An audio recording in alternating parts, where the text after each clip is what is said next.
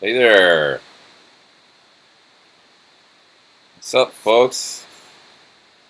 One guy in the chat. There's Chris. Sorry I'm late, you guys. But I thought, well, I'll just log on here and see what's going on, see if anybody's there. Probably not going to be as many people today because the time was off, but if you guys can hear me, the fan on my computer is running full speed as it likes to do when I use Wirecast Play for this. It's probably a little noisy. My standard thing when I get here is I tend to try and stay up till about 11 p.m. or midnight, and if I can make it that far, then I know I'll be able to sleep till at least 5 a.m. and get 5 hours of sleep. So I got 5 hours the first night, and then last night I got 6 hours and 20 minutes. That was pretty good. When I went to bed last night, I was like, I had to go to bed at 11. I made it till 11. At 10:30, I was having a glass of wine in a place down the street, and I was basically like falling over on the table. Honduras, Manitoba, Denmark. Any problems getting my new pedalboard to Japan? No, it was perfect. It was amazing. It was right at 70 pounds with a few things in the pocket underneath. I actually had to pull a couple things out, just throw them in my backpack, but it was fine. Lightweight combo amp with reverb and tremolo for gigging. I'd go with the classic deluxe reverb probably. Excuse me. Or even a Princeton if it's a really small gig. Can work. But you know those new 68 reissue Fenders? I think those are pretty cool little amps actually. The silver face one, and it's got the reverb channel that doesn't have a bright cap on it. Sounds really good. I think those are good amps.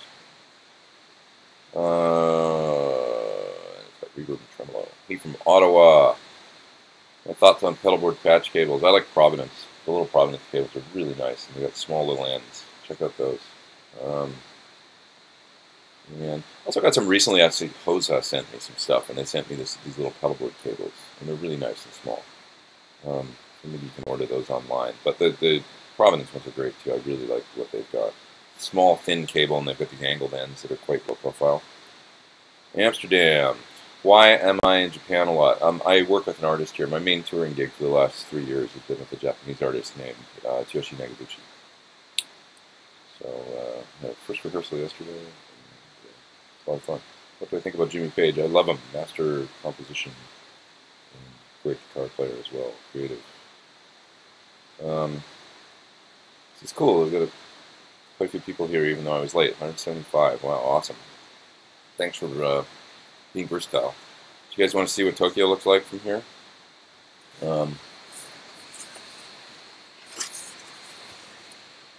There we go. This is almost never like this and this mellow, but I think I'm holding the computer right. You can see Hachiko Crossing down there on a very quiet Monday morning before it gets crazy. That's the six-way crossing that at a rush hour, that can be as many as 2,000 people crossing the street down there. You can see the trains over there. There's Shinjuku over there in the distance. I'm on kind of a lower floor. If you get a higher floor in this hotel, you can see the Yoyogi Park over there, which is the big green area that's kind of between me and Shinjuku. This is Shibuya. You can look down there and see like these crazy pachinko parlors down there and stuff. I know this neighborhood so well, having been here so much. Yeah. Tokyo. Okay. Cool. Okay. Page back to some questions here.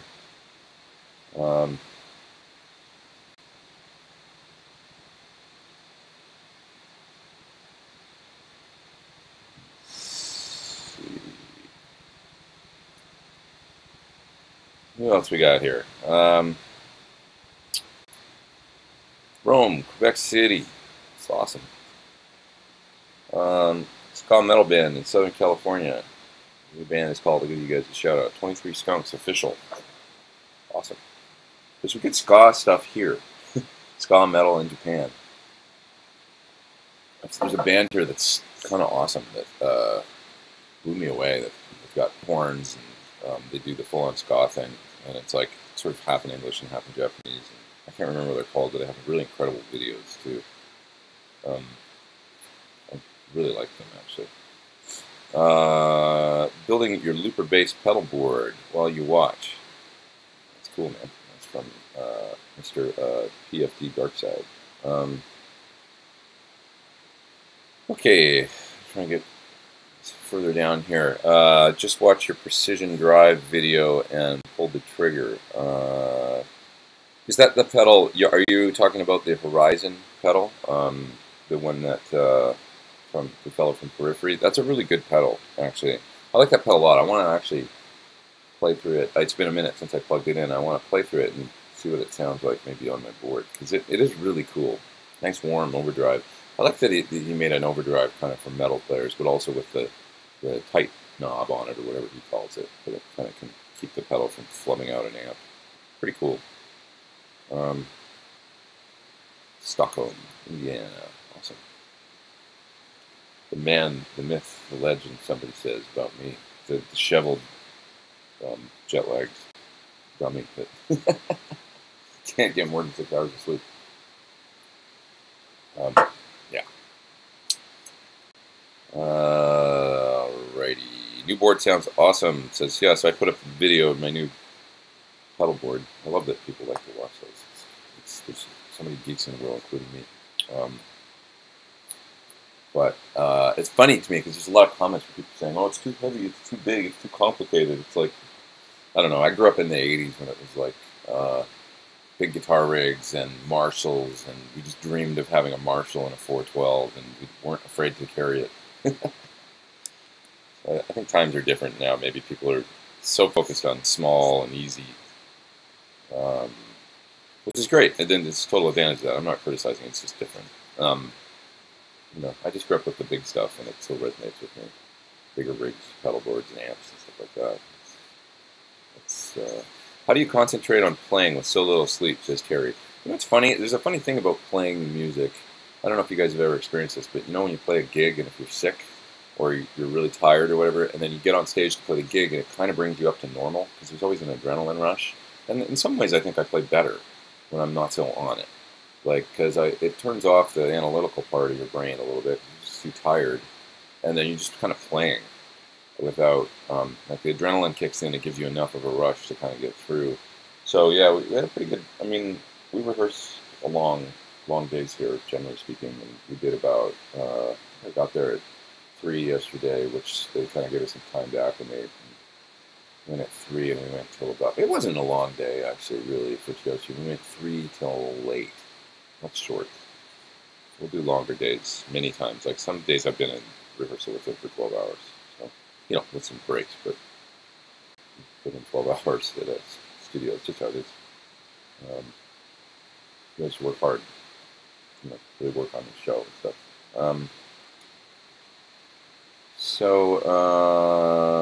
What else we got here? Mojave Desert met me at the Baked Potato. It's David. Hi, David. Was that at Steve's gig? Lucas' gig?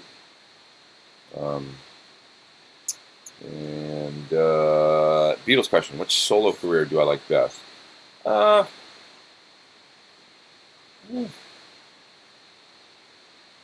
mean, Paul's is so much longer, unfortunately, you know, that John went so early is what I mean. It would have been amazing to see what John Lennon did, you know. I love Paul too, you know, but would have been amazing. Those guys probably would have done something together again. It would have been cool. It's unfortunate. It's an understatement of the year. But Fox Top Boost question. Higher gain and boost for leads or Virgin breakup with overdrive boost. Higher gain and boost for leads or Virgin breakup with overdrive boost in a top boost. Well, you kind of need a warm overdrive for a Vox Top Boost. You know, Tube Screamer might work with the tone control rolled back. I think a lot of people probably use that. Probably a Klon would be good. Klon type. Anything that you can warm up with the top boost can turn into, you know, the classic Blizzard of Nails tone. And there goes the chat. Lost my, my place. Dave Friedman's here, I guess. Somebody says hello, Dave Friedman, and I didn't see Dave's comment. So, Dave, the board's working. It's all good. Everything's cool.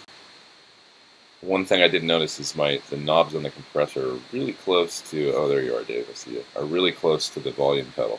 So a couple times yesterday, I was like rolling the knobs on the compressor. So I might just put a piece of tape over the knobs once they're all set on the compressor. Just, yeah, just kind of proximity of things on boards. You have to actually get in rehearsal and actually physically use it to find out things sometimes. Chris is asking about a follow-up to Guitar Nerd. I am actually going to do a follow-up to it pretty soon. It's coming out soon. My intention was to get it out at NAMM. I don't know now. I had kind of a crazy week last week, and I was hoping that I was going to be able to get a bunch of work done last week, and that just actually didn't happen on the record. So, just a bunch of unforeseen stuff came up. So definitely there's something coming out, though, the first day of NAMM, which would probably, I think what I've got to do is probably put out the single and then schedule the album release for probably a couple weeks later or something like that. But it's happening, like February at the latest now. I'm well in the process of sort of in the homeward stretch or whatever. I haven't had enough coffee. I just kind of woke up and started doing this, but I better get a line and do this, or it'll be pointless and I'll just miss the day. Can I talk about the negative feedback control on the PT100? It does an awesome plexi-style tone and has some killer sag if you want it, but how does it sound tighter for more modern tones? Yeah, if you turn it up, the amp basically lowers the negative feedback that's going into the power section, and you'll notice it gets a little harder sounding, a little more open, and has more punch. With the feedback control lower, there's actually more negative feedback going into the power section, which is sort of stabilizing the amp, but it also kind of has this effect of softening the sound a little bit, which can sound kind of vintage or something, like a bit softer and a bit less, a bit more like what you would think of as maybe a 60s amp or something. It's not doing it through the ways that, that like circuit changes or whatever were done with the Marshall amps. Dave could probably chime in on this actually in the chat, but it does have a kind of it has a sound that kind of softens the amp a little bit and makes it a little bit more less edgy and a little more warm or something, with the negative feedback control set lower, which gives you more negative feedback. Yeah, anywhere I usually run it up around 5 or 4 or 5. Anything above that is going to get really open and maybe start to feel a little hard or something. How do I deal with the culture of Japan? Does it seem foreign to me or easy to fit in? I love it. Japanese people are so nice, and generally speaking, they're so accommodating and super friendly, and they work really hard. There's a lot of things I love about it. I could live here easily. I'm very comfortable here. For 3 years of kind of working here a lot. It's just a really, really high-functioning, highly educated, really nice people, and really hard workers, and so willing to help you out at a moment's notice if you need help and stuff like that. There's not a lot of narcissism going on here. That's what I find anyway. It's just bred into the culture or something is like precision and respect and a lot of really great things. So I don't find it hard to get by at all. Any wish I would have on my new pedalboard? Not right now. I'm getting into it still, getting totally used to it, but I really love it. So somebody's saying about the signal chain of the pedalboard. So basically the pedalboard has Dave's buffer box on the side, which is a patch box basically that allows you to do all your patching out of one kind of box. So all the ins and outs are on that buffer box, and in it is also a buffer, really, really nice buffer that you can switch out if you want to make the box true bypass, but I use it, and it does sound really good. And so you plug your guitar into the buffer box. The output of the buffer box is going to then go to a couple pedals, which are the Freak Out and the Harmonist because I want those things first. They're momentary, which means you can hit them and they turn on, and then as soon as you release your foot, they go off. So the freak out pedal for feedback and the harmonist to do this pitch drop thing that I do are both on there. And then it goes to the wah, the Mini Crybaby. Comes out of the Mini Crybaby and goes to the Musicom Mark V switcher. In the loops of the switcher, let's see if I can do this jet lag, barely any coffee. Loop 1 is the Ego Comp, loop 2 is the Hyper Fuzz, loop 3 is the Mobius, loop 4 is the Phase 95, loop 5 is the Rockaway Archer Climb Style Drive, loop 6 is the TWE1 from, where is it? I believe it is. That's the Ethos pedal, it's like the train wreck pedal. And then what's in 7? I feel like I'm missing something. I missed something. Oh, wait, the Jan Ray's in there too. I think Jan Ray's in loop 7. The TWE1 is in loop 8. And the loop... Oh, shit. I screwed up somehow. Okay, 5's the Archer, the Rockaway Archer. 6 is the TWE, I believe, and then the 7 is the Jan Ray, 8 is the Echoplex, and 9 is the M300 reverb from the next song. So that's what's in all the loops. Signal comes back out of the switcher then. The B output of the switcher, because it has 2, and the B output has an ISO on it. I think that's one of the B output, one of the ISO. It goes to the patch bay, patch box. Send goes to the front of the amp. Okay? Then you take the effects send of the first PT100 back into the buffer box, and coming out of the buffer box, it's going to go into the time-based stuff, which is the 2 H9s and the DD500 delay. The 1 H9 is the first thing, then the DD500, then the second H9 is the last thing. When you hit the first H9, it splits stereo out of that H9, going to the delay and then to the second H9. Okay, so the first H9 is what is the first stereo thing. So then the stereo outputs of the last H9 go back to the buffer box, and you take the stereo left and right outputs out of the buffer box, and they go back to the returns of 2 amplifiers. So if I wanted to run mono and just use 1 amp, I would pull the stereo cables out of the H9s and the delay, and then I would just use one side to go to 1 PT100, but I run in stereo.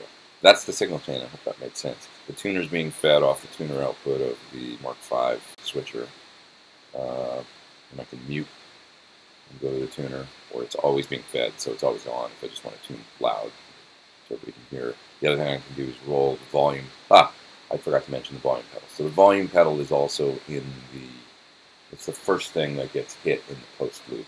So the send comes out of the amp, back in the buffer box, and the buffer bay comes out of there into the volume pedal, then into the first H9, split stereo to the DD500, and then to the second H9. If that didn't sound complicated, then, oh, my arm's going off. Like that. But it's really not that complicated. If I can do it like this, jet lag and no coffee, then I'll figure it out. Hi from Spain. But I think it's right to play live direct to a big PA. Sometimes. I mean, I've done gigs with Axe FX or with Kemper, and it can work great. It's totally cool if you've got a good piece of gear and you dial in your sounds right and stuff. For some things, you know, I still prefer to use the amp, but for certain gigs, and a lot of people do it these days. T. Crane says that Dave and I support each other so well. Dave's a great friend, you know, and he's done so much for me, and he's always been so helpful with, you know, my rigs, and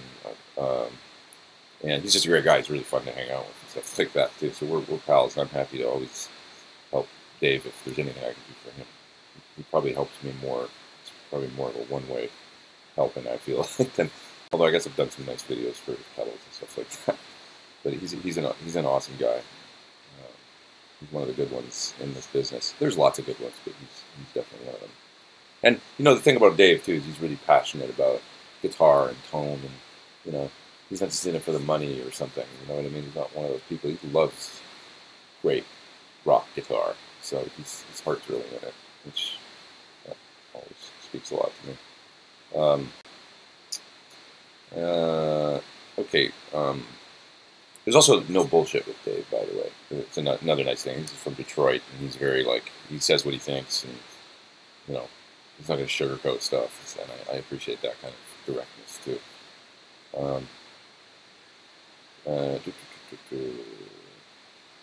What else we got here?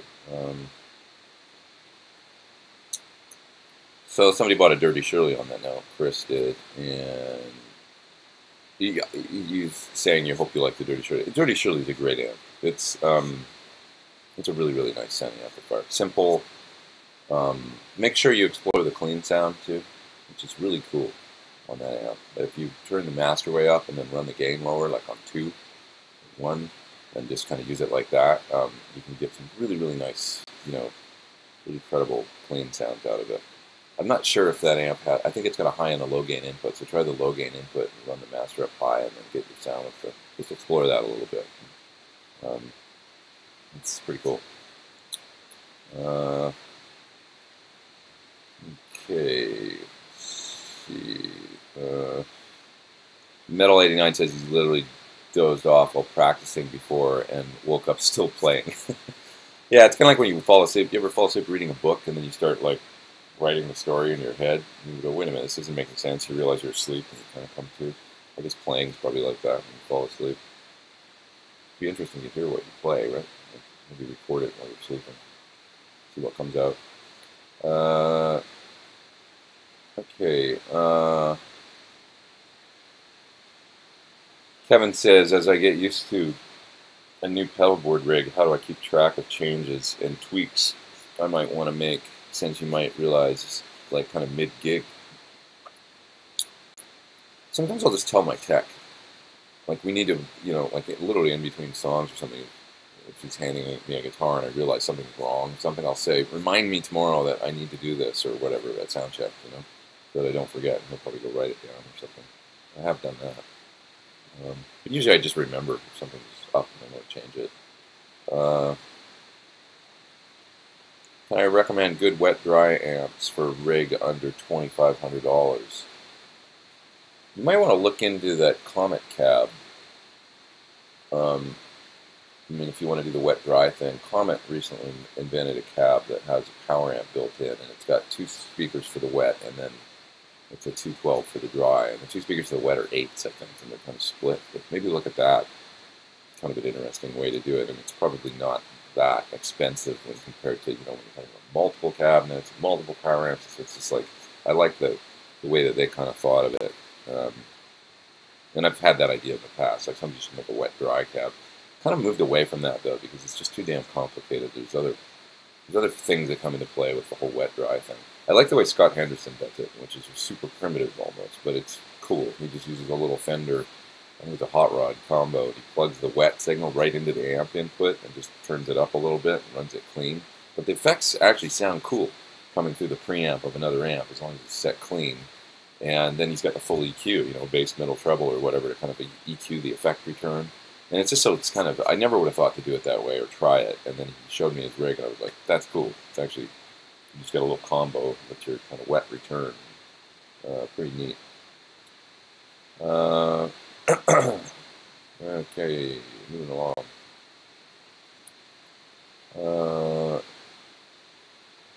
Somebody says the Pedalboard series is cool. It's cool to see the choices you make. Yeah, I love watching other people's Pedalboard videos. And it's always like really interesting, you know, to see what other people are doing. And it's fun. I don't know. It's sometimes the comments are a little bit annoying to me when people are like, "This is totally unnecessary," or "You don't need to do it this way. You should do it this way." And it's like, dude, it's a guitar rig. Like, pedal boards are all different. That's the fun part. Nobody's going to do it exactly the same. And for some people, they might do it like I just said about Henderson, right? That's a perfect example, actually.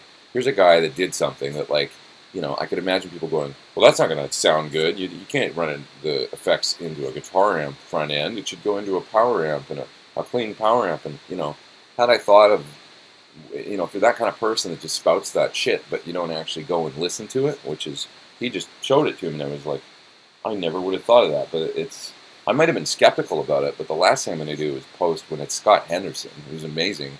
You know, if he had described it to me, but I hadn't heard it, I might have been skeptical in my mind, but gone, well, it's Scott. Of course he knows what he's doing. I got to check it out, right? You know, so it's just annoying to me when people do that. It's like, open your mind and, you know, realize that people do things different ways. Has anybody seen John Mayer's pedal boards? You know, his rig is like spread out in front of him, like 3 different pedal boards, you know, and people, I guess people go, well, that's a bunch of bullshit or whatever. But it's like, you got, you know, and I guess sort of, you know, Bonamassa did that recently, where he sort of came out and made that controversial comment, right, about pedal boards. It's like, but is he going to say that to John? I don't know, because it's like, that would be weird, you know? Not that I'm criticizing Joe. I got his point in a way. I just think that he said it in kind of a harsh way, you know? Which is like, you know, you should know how to play and learn how to play before. Oh, there's Sean Tubbs. What's up, Sean? Jesus, you're such a good guitar player. Can I come take lessons from you? Amazing guitar player. I was talking to Rob DeLeo about you the other day. Did I already mention that to you? And Rob and me were just like going on about that guy. Yeah, I know you guys go way back. So, and you actually, Sean did the. You played with STP on the. Was it like an MTV Unplugged or something like that? I know you guys go back to the Mesa. Sean, I don't know if you know this, but I used to go into Mesa and see you in there along with Rob. Maybe not a lot of people know that either, but Rob DeLeo used to work for a while when the band was Mighty Joe Young, STP. He worked at Mesa on Sunset Boulevard in Hollywood, like, you know, before having success with the band and stuff. And I used to go in there and buy strings and cables and stuff like that. This is when I was like 19 years old, 19, 20 years old. Anyway, Rob DeLeo, man. The DeLeos are such nice guys. I love those guys. I'm happy they're going out again and doing a, you know, new thing, new singer. It's great to see they're doing that. He's always been just one of the nicest dudes that I've known in LA, and I've known him, I guess, like 28 years now or something. Always good to see him. He's always really gracious. There you are, MTV Unplugged and Saturday Night Live. Yeah, cool. That's awesome. I love your videos, Sean. You do such good stuff. And yeah, it was a long time ago, wasn't it? Isn't it crazy? It feels both like a long time ago and also like not that long time ago. Flag System Store. I believe it was Flag Systems before it was Mesa. Yeah. Yeah, that's right. That was before my time, but I heard it was that. When I got to LA, it was already Mesa. I used to live right around the corner, by the way. I lived on Fuller, right at Fuller and Sunset, so that I could literally like walk to the Guitar Center and the, you know, the Rock and Roll Ralphs and all that. I lived like right there for a year. It was like my last 6 months of MI. Yeah, last 6 months that I was at GIT, I was living right there. And then for 6 months after I got out of school, I moved to Westwood, blah, blah, the rest is history. Thanks so much, says Sean. Sean, you're so amazing. I'm just gonna move to wherever you are and just come see you every day. You have to put up with me, teach me the magic. No, I'm gonna put you through that. Do you still have the Burst style Gil Yarin? Yeah, I used it recently and some stuff. I love that guitar so much. Sometimes I pick it up and I go, why aren't I playing this more? It's such a great guitar.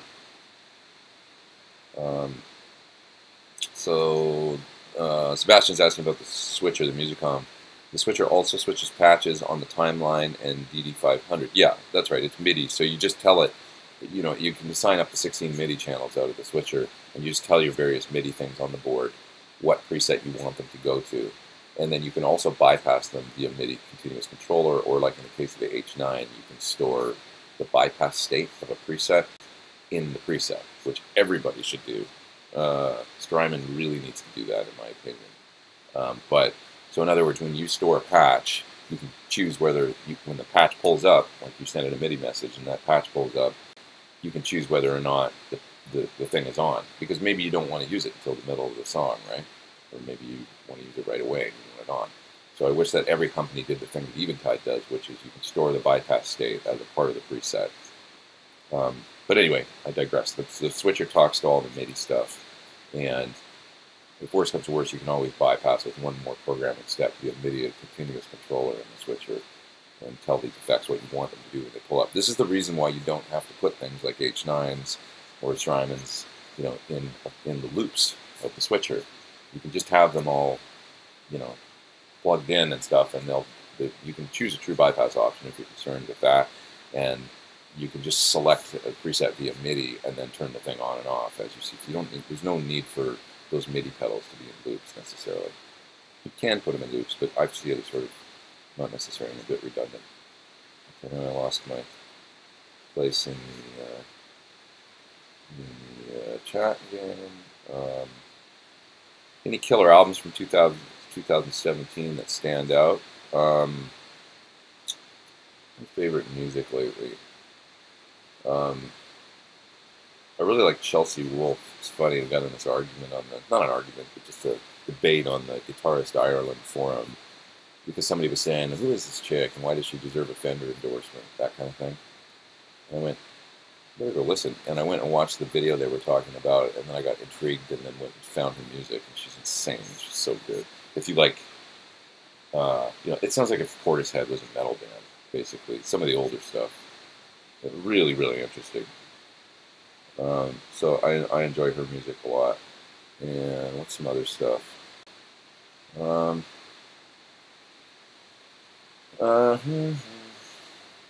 don't know. Honestly, I can't think right now about any other music that I've been into. If you guys never checked out the last couple of years, one of my favorite records was the Morning Phase album by Beck. It's a beautiful album I've heard. It's like modern Beach Boys or something. It's just such an amazing record. I know this isn't really guitar shred music, but I don't actually always listen to that kind of stuff either. So, but I love Morning Phase. If you want to chill out, it's a nice album for like going on a long drive or something. Morning Phase, so good. Sean says he can show me everything I know in 5 minutes. I wish, dude. I wish you could download your brain. So good. Ever play the Boss Katana amps? Just a little bit. Boss is doing great stuff right now. They're making terrific stuff. It's really reasonably priced. I haven't played any of the kind of the upper end ones. It's like a little combo I checked out once. It's good, for what they are. They're really good. I mean, going way back, I've got a Microcube that I think cost $99. That little thing sounded good to me for practice and stuff. Did I consider TC Electronics for delay or just the Boss?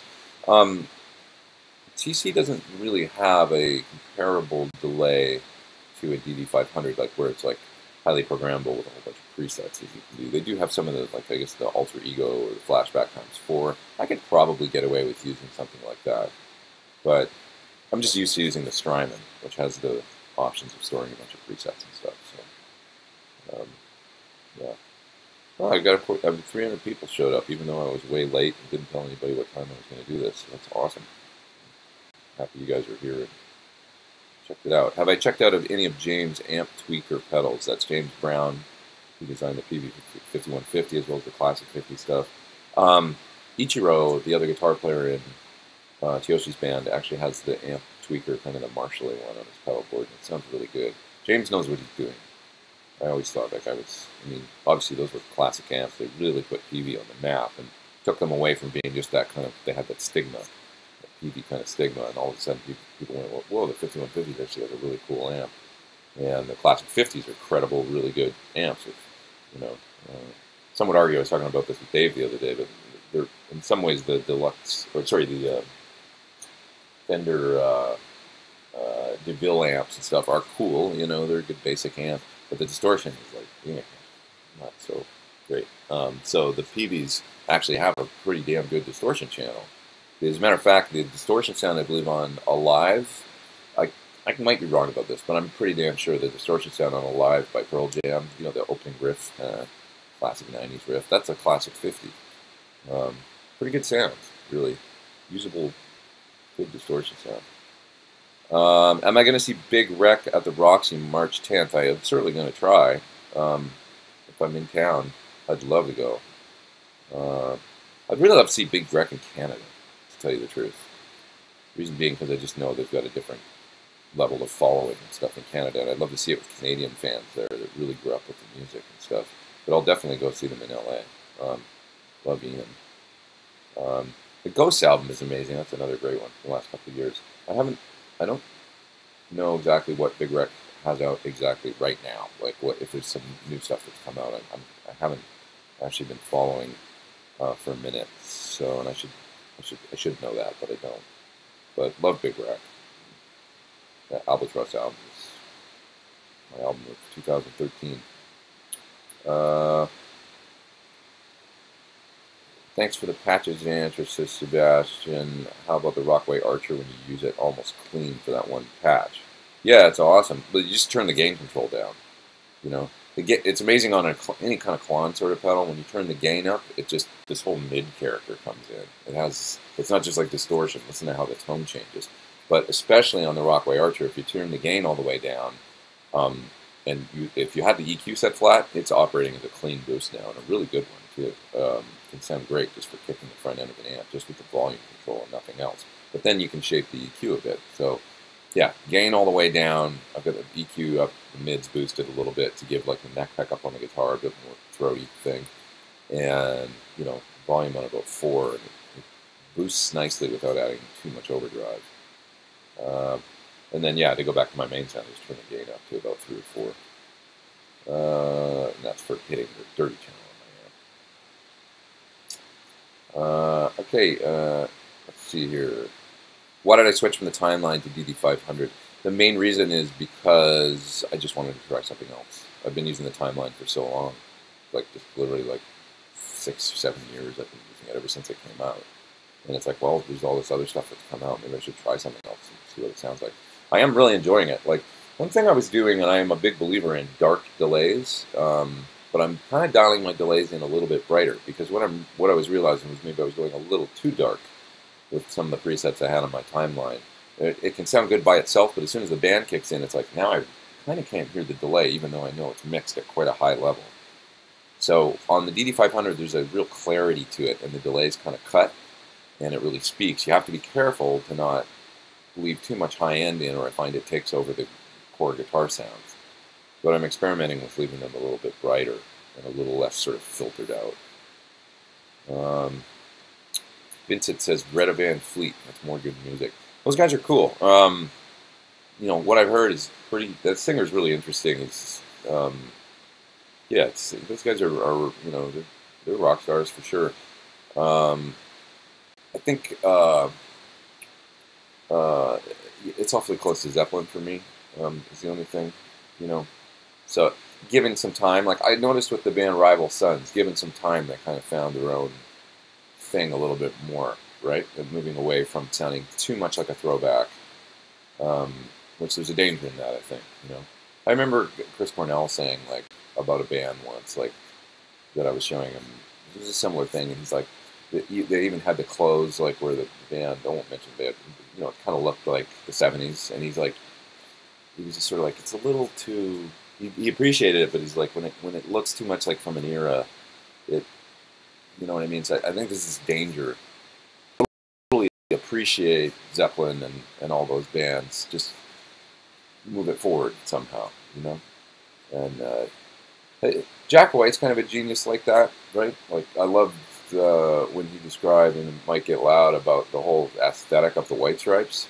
They're basically playing blues, but he was like, let's do this red and white thing where we do, and the kind of the characters with him and Meg, and like painting the bass drum like it looked like one of those candies that you get in the dish at the end of the meal, it's a swirling red and white thing.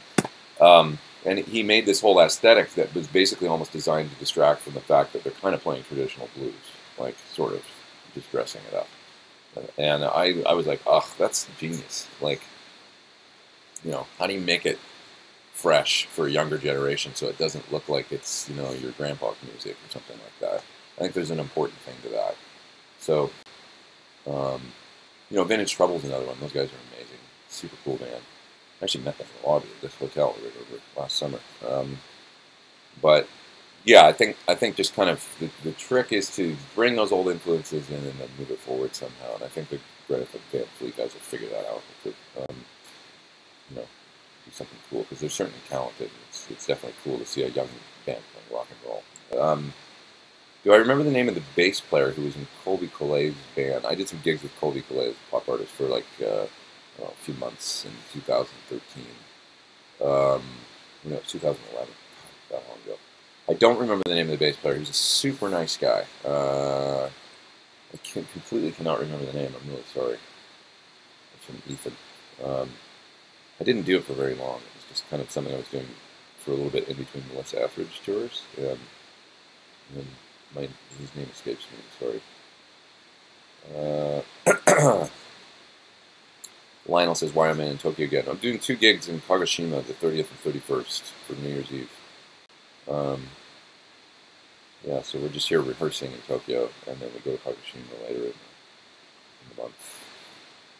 You don't have to be a shredder to be a good guitarist. Absolutely true. That was from Quicksilver 79. Somebody's asking about Sir P90s in the neck, thinking of mixing it with a Thornbucker. That's always cool, like a nice PAF style humbucker in the bridge and then a P90 in the neck. I did it for a while in the last Paul, using a P94, and then it might have had a 59 or something in the bridge, or a Sir SSB. The Edge proves that great success and virtuosity are completely unrelated. I would totally agree with that. Sometimes I think the Edge doesn't get enough credit for how good he actually is, though, because it's really hard to actually kind of technically do what he does, which is all the stuff with the delays and everything. You're kind of living on the edge with the timed. It's kind of hard, like, in a way, I find. Like, keeping the... He's super groovy, right? Using those echoes, the timed echoes that are coming back. And it kind of drives the band. It's like the hi-hat almost, you know? So there's a technical skill involved with that and consistency. It's kind of like the... the part in Edge of 17 by Fleetwood Mac, it's just doing 8th notes. The guitar is playing or 16th notes, for like 5 minutes, and you need to keep that groove and that consistency. It's just doing one thing, but if you screwed it up, it would lose, the song wouldn't sound the same. It would totally lose the pulse. And so I got to give the Edge credit actually for some of his technical skill, in addition to just the fact that he's musical and came up with great parts. It's not necessarily easy to do what he does, I don't think. What do I think about a Trainer YBA1? They're cool. They can be like basically that.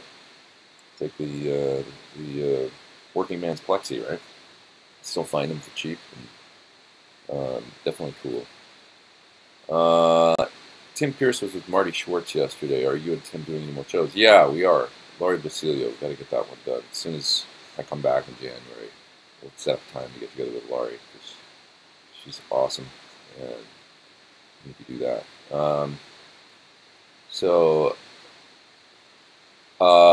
Lucky Lex is talking about the Janray, the Vemoran, and saying, sorry if you rattled my nerves. You did it, dude. It's cool. He was talking about Paul C. and the Timmy and the Janray, and there's some politics involved there with whether or not the Janray is a copy of the Timmy, and I don't really know anything about it. It's just, I don't know if that was the case or not. It's a slippery slope, right? I understand that Paul is also a newer builder. Oh, I gotta get my adapter. My computer's gonna shut off. Sorry, guys. 1 sec. Be right back.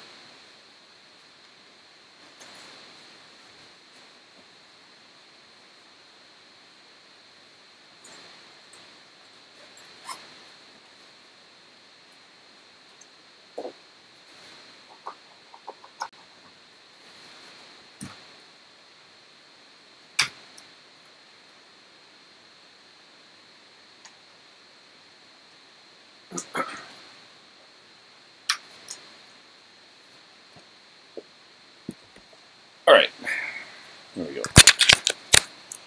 I should run soon. Get some food, more coffee. Yeah, it's a slippery slope, kind of, right? With the pedals and copying things and stuff. It's, I think you were making I don't even want to get into this, actually, really, but the whole the comparison with the Vertex thing, which was such a mess a few years ago. I won't get into that, but to me, there's a little bit of difference, but even if it is relatively a copy, because, well, let's not talk about it. It's such a political minefield. I don't know. basically with the genre, you've got great players like Tomo and you know, other people. I can't think of all the folks using the Bemmer. Well, John Shanks, you know, and different people that kind of turned me on to the Bemmer folks. John really did, and the fellow that owns that company, I met him here. He's a very nice guy. I've hung out with him. He's super kind. He's here in Tokyo. And yeah, they got me a Janray, and I was like, wow, this pedal sounds awesome. I put it on my pedal board, and it's a sound that I use a lot, so I've used it for a few years. The Timmy is not a pedal I've ever tried, you know, but I'd be happy to try it and give it a shot and stuff. So, but yeah, when it comes to politics, it just gets crazy if it's like, oh, now I can't have this thing on my board because there's a dispute between builders or something. And then I also have this feeling like, well, at what point does it become okay to kind of copy a design or slightly modify it? The Tube Screamer, right? I mean, so, you know, George Tripp's made the Green Rhino. Obviously, it's an 808, you know. So at what point, after a number of years, is it, you know, this is, I don't know. I'm out on it, you know. I'm just going to play, worry about that, and then those guys can battle it out if there's some issue. Somebody's talking about the Polymoon from Maris. Yeah, I know they have some new pedals that I haven't tried, and that reverb, man, the Mercury 7, ooh, that's a good reverb. That thing's amazing sounding. What else?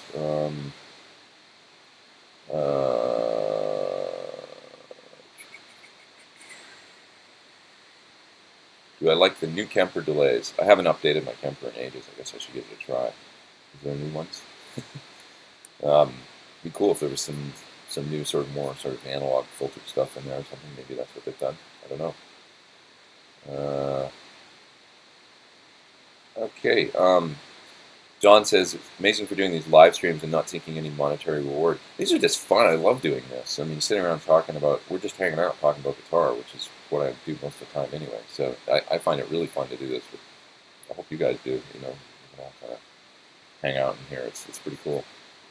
You know, so it's funny. I'm just super guitar nerd, you know, and so is Friedman and Sean Tubbs and all these. You know, this is what we love to do, right? It's no different than.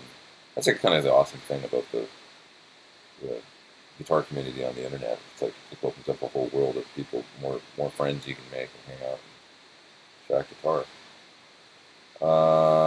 Hi Pete from Santa Rosa in NorCal. Any advice for a fuzz for a buffer pedal board other than the Hyper Fuzz? The Starlight Fuzz from Crazy Tube Circuits is a favorite. Maybe a little difficult to find, but not really. You can just order one online.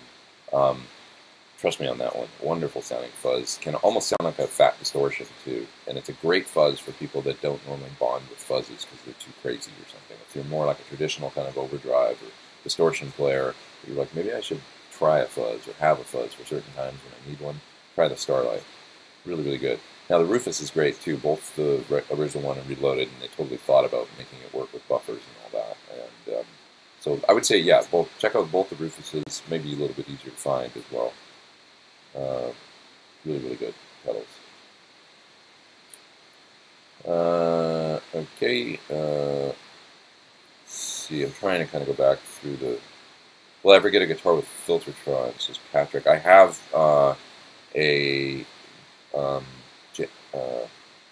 James Tressart with the Filtertron in the neck. I don't play it much, and it is a really actually beautiful sounding guitar. There's a couple of videos of me playing it. If you were to search for Tressart and my name, they'll pop up. I used it in the H9 demo video as well that I did, the first one where I do like 3 different H9 sounds, and I did a reverby tremolo thing with it. And it's got a sound, that guitar. You know, it's a metal hollow guitar. Kind of weird. It sounds cool. The last time I played it was here in Japan, and it's got a thing for sure. Okay. Move forward to kind of the end here and move along. Have I played the Shanks signature demo? Yeah, I have, and I think it sounds really good. It's cool. He's really into fuzz, and so he knows what he's doing. And so let's see here. luckily, it's saying Paul's not a new builder. DoD started copying the Timmy around 10 years ago. Yeah, no, I know that pedal's been around for a long time. You're right, he's not new. I don't know. I don't know much about the guy. I'm sorry. I don't know much about the company. I've always seen that pedal and seen it highly regarded, and I know he sold a lot of them. And it was definitely like when it came out, it made a big splash and stuff. I've just never personally tried one. I'd be happy to try one. I'm sure it sounds great. From judging from everybody's opinions on it. I've never seen anybody say they didn't like it, actually. So, the Ethos Trainwreck pedal sounds good. Sounds interesting. Christian. Demo soon? Yeah, I definitely do one as soon as I can. It is cool. It sounds really good. There's some great demos of it online already. Have I ever played or collaborated with an artist I've never met or emailed a guitar track to someone else around the world? Sure. Yeah, I've done quite a bit of that, actually. There's like a dance music producer in Spain I've worked for and stuff, where he just sends me the track and then I play some stuff and we mix it in. I played on two tracks on a Chris Cornell solo album where I never met the producer. I did them in my home studio and then literally mixed the guitars down because Chris wanted me to, into a stereo mix. It was about 6 different parts, and I sent the producer a stereo file he just dropped in the mix, and that's what's on the record. So that stuff happens. Do a lot of it emailing around stuff these days.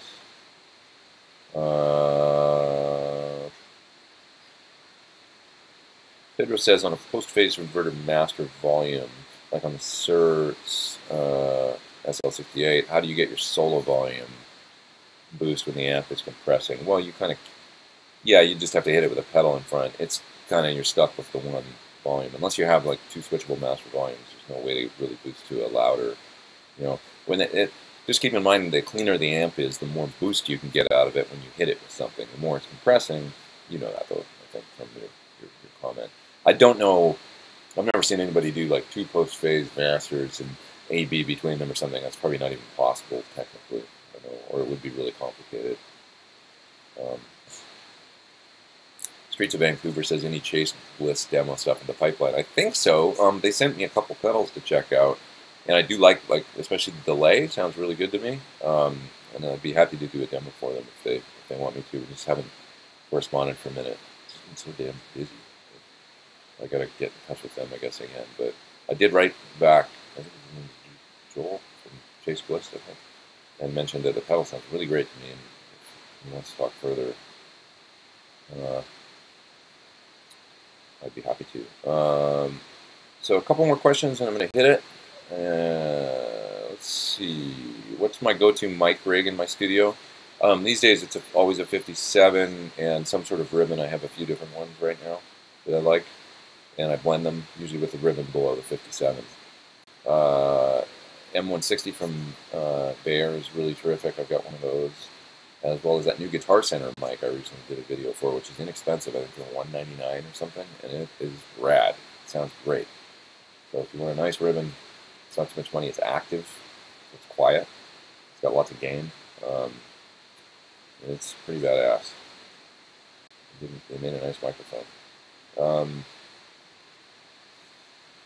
Any news on the new PT amp I'm hinting at that's in the works? Not really. Not right now. Would have loved to have something new out by now, I'll say that. But it's just sometimes stuff gets in the way, with kinds of things. So, but it's coming. There's stuff coming. And trying to take into account all this modern, people want things lighter, and stuff like that. So we're thinking about all that. Light, small, versatile. Any hassles getting the new pedalboard checked in? Absolutely none. I just had to remove 3 pounds from the case, which meant that I brought my timeline just in case I wanted to use it or get some old sounds out of it and stuff. And I took that out and the expression pedal and put them in my backpack. That's all I had to do. And the stuff showed up in perfect shape, no issues. Luckily, it says I took lessons from Ted Green. More people are discovering him. Yes, I did. I took lessons from Ted. It was amazing. Almost depressing how good he was.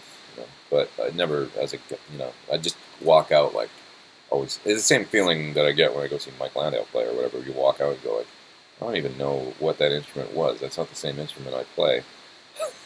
That guy's on some other level. Alex Lifeson, mere mortal or God? Alex Lifeson is a exceptional mere mortal. I'll say that. He's amazing. But I don't know if he would consider himself a good. I'd love to hear his answer to that. Favorite reasonable price mic preamp? The Maris 440, 500 series. It's really inexpensive, and it's basically API style, and really geared towards guitar, with its high-end low-cut boost stuff, as well as the pedal level effects loop that's in it. It's super badass. Okay, when am I coming to Australia? I don't know. I'm closer now than I would love to go to Australia. Melissa Etheridge is going in the spring. Maybe she'll take me. Probably not, but I'd love to go. She's going to play gigs with Trail Pro, I think. Have I played the Thornley signature Thur? Have I played the Thornley signature Sir? I have, actually. There's something wrong with the video output being low, it says. Stream health. Hopefully it's still working, you guys. I'm not sure. But probably a good time for me to sign off. Have I played Ian's signature Sir? I have. It's really cool. A really nice V-neck on it. And it's very versatile. Favorite guitar? My signature. Along with, I have a lot. My vintage stuff, the Kelly Strat 335. I love those guitars. My Garins. Those are all my favorites. And Quicksilver says we need Much Music back. I didn't know it was gone. Is it really?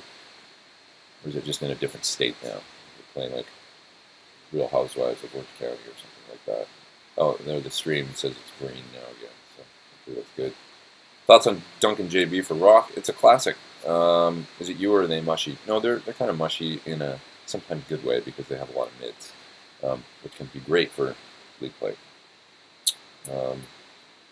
One last story for us, a dime bag story. I don't really have, well, okay, I got a couple. I remember the day he died, and I was really broken up by that because it was kind of like oh, that can happen at a gig? That scared the shit out of me, that somebody would do that to somebody at a show, to a band, people there. It was just really horrible. So that was kind of the first time I can remember that happening. And just that somebody was so passionate about guitar and stuff, and that it was a horrible, horrible, horrible thing. My only other story is being on the road with Cornell, and then Vinny. It's not a dime bag story, but Vinny Paul showed up at a Cornell gig in Houston, I think. Is it Houston or Dallas? Dallas. It's in Dallas. And we played this big kind of roadhouse place, like a giant club, big open kind of thing. And Vinny Paul showed up in his own to the gig just to hang. And then afterwards, we all ended up going to Vinny Paul's strip club, and he kind of hosted, took care of us, and all that. I won't go into those details.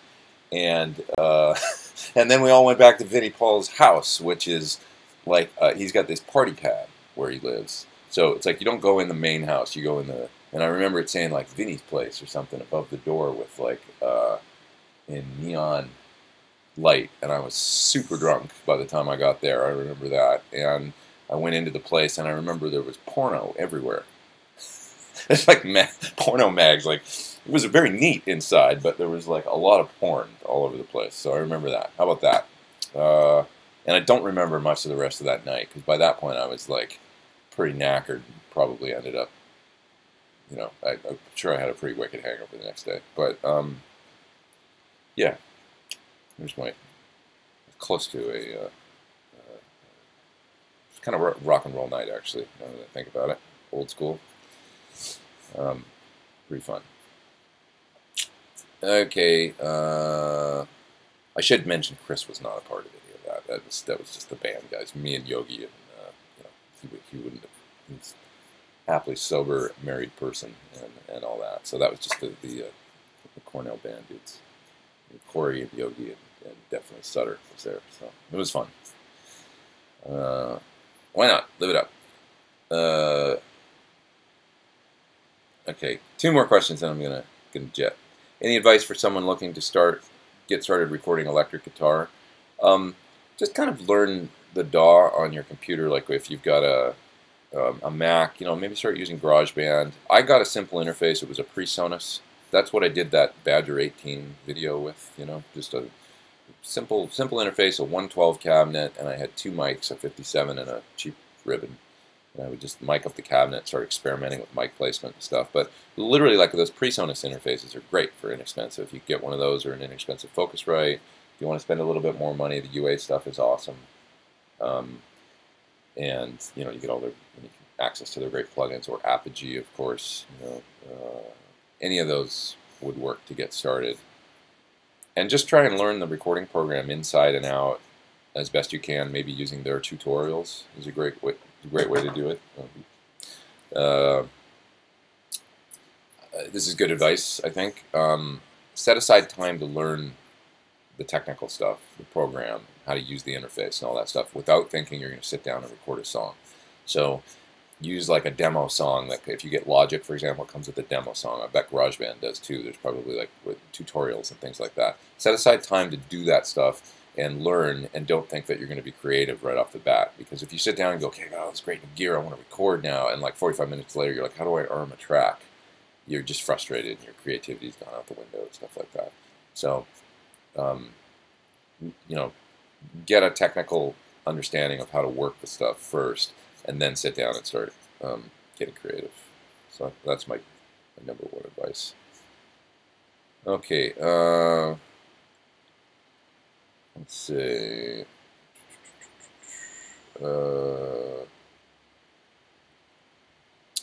One more question. Pedro says something really, really nice, which I really appreciate, which is that my videos and the stuff that I do reignited the passion he had for guitar. It's like a new meaning to all you do, and that is such a nice compliment. I so appreciate that, dude. And you guys do that for me, and it's like a cyclical thing that, you see somebody else and it reminds you sometime, even if you're having a bad week or whatever, sometimes I realize the problem that I'm having is that I'm not playing enough. I remember hearing John 5 talk about saying he had a lot of anxiety and kind of issues, and guitar was the thing that made him not, like, he has to play all the time in order to keep his head kind of straight. And I can kind of relate to that. If something's wrong and I'm out of balance, playing tends to really bring it back into focus. You can be in a bad mood or have a really shitty day or whatever, and then it's like you sit down and practice, or you play a gig, or you write a song, and later on your mood's completely changed. You can't even remember what you were, like, what it felt like before when you were in the bad space, So guitar is a powerful thing, music and guitar. Spider says, what am I having for dinner tonight? It's probably going to be sushi. Yeah, probably. Or either that or there's a kind of izakaya, place with like yakitori and stuff like that around here. I might do that tonight because I haven't done that yet. And my friend works in there, and I want to go check that out. Okay, I'm going to take one more. Who have I not met in the world of guitarists that I would still like to meet? I would say Jeff Beck, or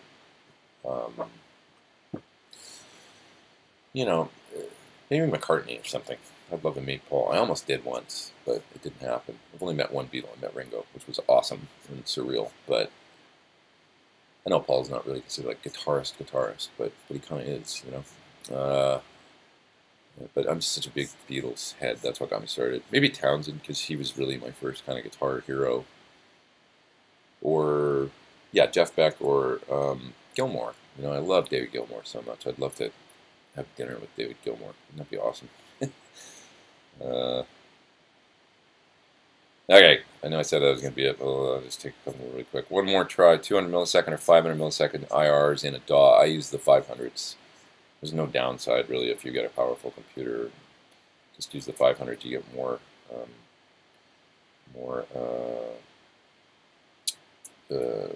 length, tail on the room sounds and stuff like that, which I dig, personally. Not everybody does, but I do. I've ever met Lifeson from Rush once. He went to a Sloan gig. He had a great Canadian sort of indie rock band, and he was at a Sloan gig in L.A. I was very surprised to see him there, but it's briefly just got to say hello. That was cool. Any hobbies? I like to ride my bike. It's a simple one. Get on a bike and ride. What else? I have been going to the gym lately more, which is awesome. I love doing that, and that helps keep me kind of centered, I find. So I've been doing that. Other than that, with the travel thing, with touring and stuff, I just love to walk around, basically, and see what there's to see. Get out, see what a city's got to offer. So I guess sort of traveling is almost kind of a hobby, but it's just sort of a side benefit of doing what I do for work. Is it hard to keep relationships going when you're on the road all the time? Yes, which is part of why I've been single, I guess. But yeah, it's difficult. There's no word of a lie. It's always an issue. I think any musician will probably tell you that.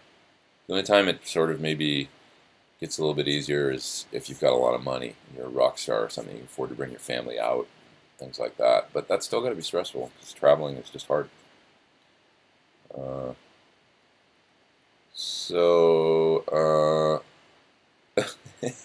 Aside from giving a guitarist stuff to compose songs, do women facilitate a guitar career or screw it up more than anything? Well, that could go two ways, right? What if you're a female musician?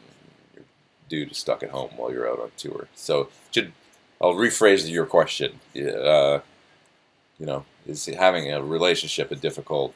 Yeah, that's like anything in life, though. You know, it's probably no different than any, you know, where it's like you got to balance work and your home life. And I guess it's just when you travel a lot. If you've got a career where you travel, it can be tough. Mainly the hardest thing that I've maybe found is that look at what we're doing right now. I'm so crazy about this stuff that I've got something that I'm super passionate about and I think about 24/7. Not everyone is like that. Like, some people work, they go to their job, and they just get their job done, and they kind of live to then have free time, and, you know, have other hobbies and things like that. I'm not really like that. I'm more the person, like, some people sort of live for their hobbies, and work is just a thing to sort of facilitate, you know. I'm more like the work is also my hobby. I love it so much there's nothing I'd rather be doing. When I'm at work, I'd like to do it 12, 13 hours a day, and you know, free time is maybe for grabbing a meal or going to see a movie or something. Beyond that, I'm anxious to get back to work, and I find that can create a problem in personal relationships. If you know, so it's always been my thought that you know, for me personally, it would be ideal, you know, if there's somebody else involved with me that is completely crazy about 100% about whatever it is that they're doing as well. So then, you know, it's like, hey, I'm really busy. I'm sorry. I'm like recording this record, and they're like, that's okay. I'm doing this thing too. I've got a lot going on. You know, that seems to be one of the only ways to make it work, I think. I don't know. But don't ask me relationship advice. I'm telling you right now, I'll screw you all up. Women generally hate workaholics, said Aaron. Yeah, but I used to work for Linda Perry, and she was a workaholic, and I tell you what, she dealt with the exact same issues in her world, you know, where it's like, it's not a man or woman thing. If you're a workaholic, it's difficult on the other person you're in a relationship with. Linda liked to work 12, 13, 14-hour days. She would just put in, you know, she didn't really go out that much and just kind of always working. And when you do that, it can be, it's stressful for another person for obvious reasons. Okay, I'm going to go, you guys. Jet. I will see you next week. If I can, I'll do this earlier, but I think maybe actually this worked out pretty good, like more like 2 p.m. on Sunday. I'll let you know on Facebook the day before, and I'm sorry I didn't do that, but 2 or 3 p.m. next week, Pacific time is probably good, because I can get up at kind of like at 7 a.m. and then have a cup of coffee and do this. Yeah, so we'll just shift the time a little bit while I'm over here for the next couple of weeks, and then I'll go back to the 11 a.m. thing in LA. But thank you so much for joining. This was awesome. Really glad that you guys came out and were part of this, and came out. Really go anywhere. You're at home, right? But you know what I'm saying. All right. I think I need to eat. I think I need more coffee. Should be a primary concern right now. Have a great rest of your day, and see you guys soon. We'll go out on on Tokyo one more time for anybody that didn't get to see it.